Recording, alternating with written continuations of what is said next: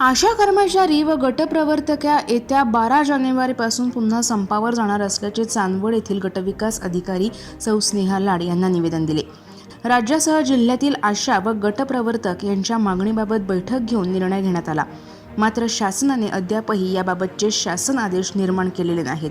त्यामुळे आक्रमक झालेल्या महाराष्ट्र राज्य आरोग्य खाते गटप्रवर्तक संघटनेने पुन्हा संपाचे हत्यार उपसले आहे।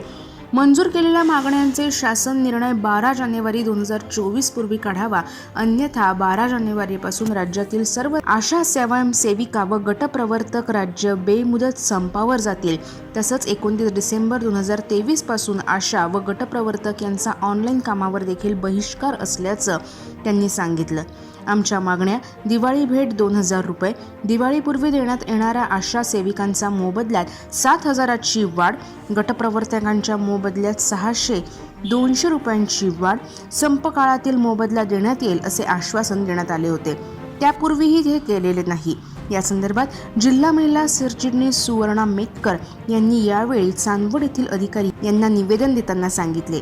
यावेळी सुवर्णा मेतकर, सुनीता गांगुर्डे, वैशाली दशपुत्रे, निर्मला पठाडे, हेमांगी जोशी, शमा शहा, प्रमिला राजगुरू, मंदा क्षीरसागर, वंदना कोतवाल, सदक सय्यद, तमन्ना शेख, संगीता कोठावदे, रेखा बोरसे, अलका माळी, जयश्री सोनवणे, सुनीता जाधव, संगीता क्षत्रिय, रुपाली आहेर, अंजली बनकर, अनिता बनकर, सीमा बागुल, सुवर्णा जाधव, माया बेडवे, दीपाली पाडवे, कावेरी गांगुर्डे इत्यादी उपस्थित होते।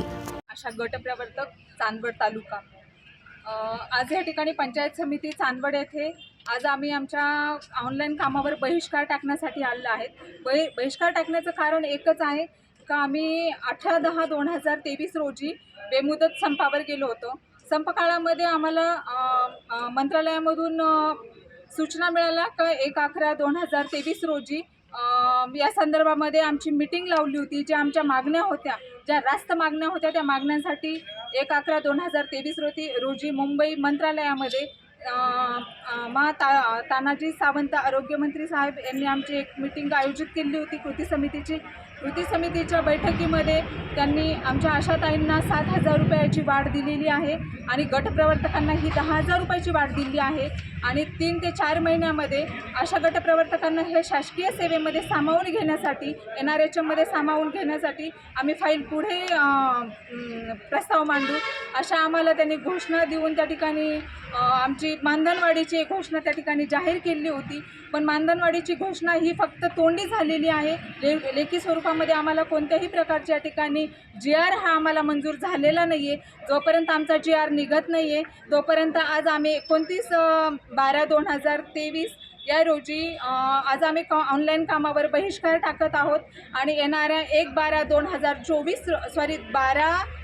12/1/2024 रोजी या दिवसापासून आज आम्ही कामबंद आंदोलन करत आहोत। जोपर्यंत आमचा GR निघणार नाही तोपर्यंत आम्ही हे कामबंद आंदोलन ठेवणार आहोत। हा इशारा आज आम्ही या ठिकाणी देण्यासाठी आलेलो आहोत। काय नाव आपलं?